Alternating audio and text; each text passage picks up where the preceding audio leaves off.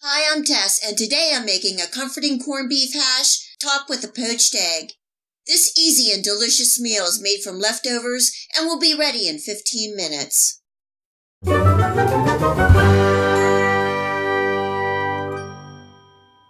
Yesterday I made corned beef and cabbage in the slow cooker, and I have lots of corned beef left over. Actually, I love making corned beef for the leftovers, so I can make corned beef hash.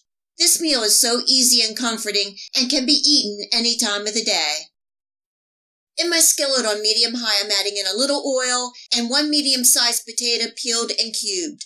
I cut my veggies and corned beef into similar-sized small pieces.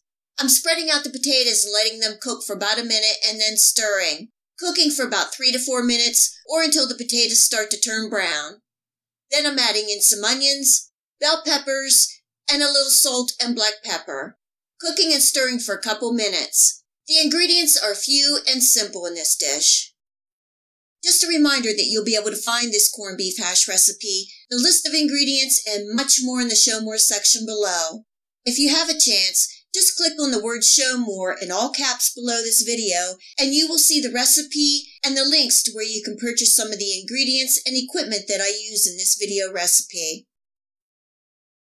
Next goes in the corned beef and a clove of minced garlic, cooking and stirring for 2 to 3 minutes or until the corned beef starts to form a nice crust. Remember to taste for any seasonings.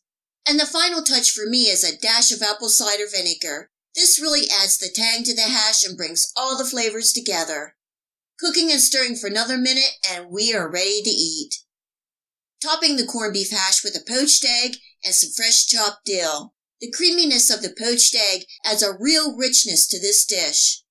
Next time you have some leftover corned beef, give this corned beef hash a try and enjoy.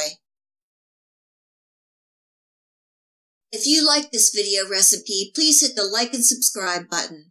Remember to hit the bell next to the subscribe to make sure that you get my future video recipes. You can also find me on Facebook and at my website. Feel free to share this recipe and my channel with your friends and family. And until next time, much love!